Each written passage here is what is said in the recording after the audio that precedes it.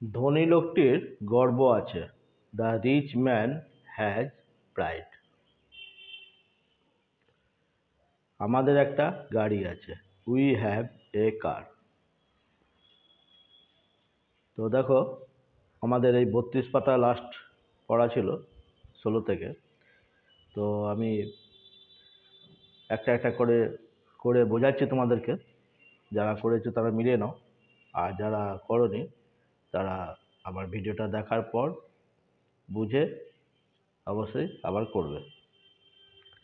তো যেমনটি আমরা জানি যে সেন্টেন্স তৈরি করতে গেলে প্রথমটি দিতে হয় সাবজেক্ট, তারপরে ভার্ব, তারপরে অবজেক্ট। কারণ সাবজেক্ট কাকে বলে? অর্থাৎ যার সম্বন্ধে বলা হয় তাকে বলে সাবজেক্ট, সেটাই আসবে প্রথমে।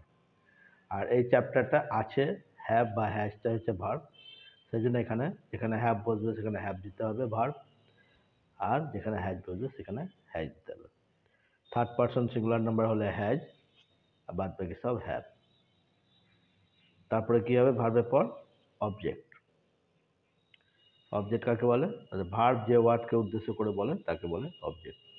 তো দেখো, এখানে বলেছে ধনী লোকটির গর্ব আছে। কার আছে? ধনী লোকটির। তো প্রথমে কি দিব? ধনী ইংরেজি কি? রিচ, আর লোক ইংরেজি ম্যান।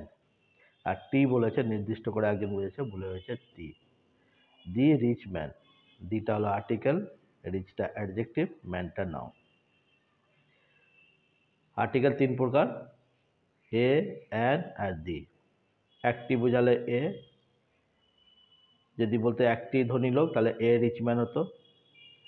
আর যদি বলতো একটি আপেল তাহলে অ্যান আপেল হতো। মানে এটা যেমন আর কনসোনেন্ট, তো এখানে নাউনের আগে যদি ভাওয়েল থাকে তাহলে সেটা হয়ে যায় অ্যান।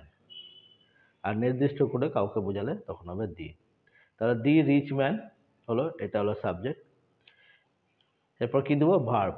আছে বলেছে, আছে ইংরেজি হ্যাজ। এটা third person singular number, rich man কোনো একজন লোকের সম্বন্ধে বোঝাচ্ছে বলে। তো এটা হলো হ্যাজ, ভার্ব আছে। কি আছে? এবার ভার্বকে প্রশ্ন করতে হবে, আছে বলছে, কি আছে? গর্ব, প্রাইড। এটা হলো অবজেক্ট। নাউন অবজেক্টিভে কাজ করছে। তাহলে বোঝা গেল, ধনী লোকটির গর্ব আছে। The rich man has pride. তো এইভাবে আমি সবগুলো বোঝাচ্ছি।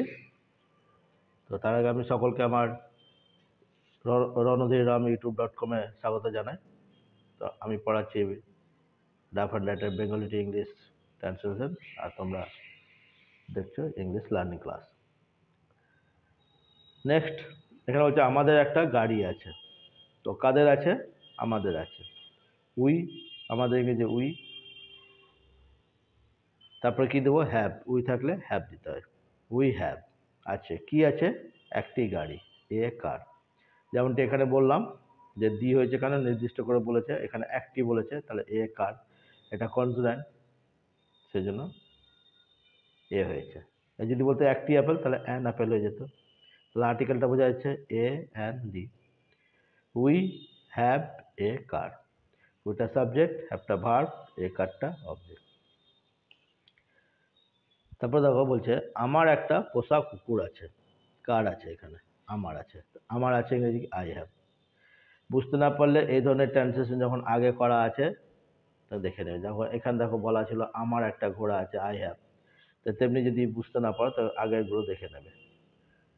আমার একটা পোষা কুকুর আছে, আমার একটা বাড়ি আছে, একই ধরনের ট্রান্সলেশন। তো এটা কিভাবে করেছো এটা বুঝে তারপরে এটা করতে হবে। আমি প্রত্যেকবার বলেছি যখনই না পারবে আগেরগুলো দেখে দিতে হবে, আগেরগুলো দেখে বুঝে তারপরে করতে হবে। ঠিক আছে? তো আমার একটা পোষা কুকুর আছে, কি দেবো? I have. আমার আছে, কি আছে? একটা পোষা কুকুর। একটা ইংরেজি এ দিলাম, পোষা ইংরেজি পেট, আর কুকুর ইংরেজি dog. I have a pet dog. পেটটা অ্যাডজেক্টিভ, ডগটা নাউন। পেটটা কেন অ্যাডজেক্টিভ বলে দিই। এ কার সম্বন্ধে বলেছে? অর্থাৎ নাউনের সম্বন্ধে বলেছে। তো যে ওয়ার্ড নাউনের সম্বন্ধে বলে তাকে অ্যাডজেক্টিভ বলে, এই জন্য এটা অ্যাডজেক্টিভ, এটা নাউন। আর এ পেট ডগ সবগুলো মিলে হয়েছে অবজেক্ট। প্রতিমার একটা পুতুল আছে। একই জিনিস, এটা যেমন বলেছে, এটা এখানে আমার আছে বলেছে, এখানে প্রতিমার। তো আমার জায়গায় যেমন আই দিয়েছিলাম, প্রতিমার জায়গা প্রতিমা দিব। প্রতিমা হ্যাজ এ ডল। ঠিক আছে, খুব সোজা, একটু প্র্যাকটিস করলে হয়ে যাবে। প্রতিমাটা নাউন, সাবজেক্টিভে কাজ করছে, হ্যাজটা ভার্ব, এটা আর্টিকেল, ডলটা নাউন, সবগুলো মিলে object. Pratima has a doll. এখানে প্রতিমা এবং শ্যামলীর একটি পুতুল আছে যদি বলতো, তাহলে Pratima and Shyamali have a doll হতো। আর দুজন বোঝালে হ্যাভ হবে, এটা সিঙ্গুলার আছে বলে হ্যাজ হয়েছে। তাদের একজন গৃহশিক্ষক আছে। তো কাদের আছে বলছে, তাদের, তার সাবজেক্ট কি হবে, দে। দে, এটা ভার্ব হ্যাভ, কি আছে, একটা প্রাইভেট টিউটর। প্রাইভেট টিউটর নিয়ে দেওয়া আছে, এ প্রাইভেট টিউটর। ঠিক আছে, they have a private tutor. তা আশা করি তোমরা বুঝতে পেরেছো। আমি আরেকবার ঘুরিয়ে ভালো করে দেখে দিচ্ছি, যারা করেছিলে তারা মিলিয়ে নেবে, আর যারা করোনি তাহলে অবশ্যই আমার ভিডিওটা দেখে তারপরে আবার করবে। শুধু আমার ভিডিও দেখলেই হবে না, ভিডিও দেখার পর একটু প্র্যাকটিস করতে হবে খাতা কলম নিয়ে। 5 মিনিটের ভিডিও দেখতে 5 মিনিট এবং প্র্যাকটিস করতে আর 5 মিনিট, খুব জোর 10 মিনিট লাগবে আমার, যদি তোমরা সত্যিকারে ইংরেজি শিখতে চাও।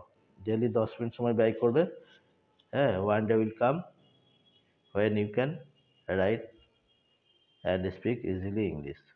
তো আজকে আমাদের এই পড়াটা ছিল। নেক্সট দেব 33 পাতা, এখান থেকে 21 থেকে 25। এই আমার শিক্ষক মহাশয় একটা গ্রন্থাগার আছে, দোকানটির অনেক শাখা আছে, এভাবে এখান থেকে এতটা করবে। তো আশা করি এই চ্যাপ্টারটা বুঝতে পারছো এবং ভালোই লাগছে তোমাদেরকে, করছো। যদি ভালো লেগেছে তো অবশ্যই লাইক করবে, শেয়ার করবে এবং সাবস্ক্রাইব করবে। ওকে, থ্যাংক ইউ।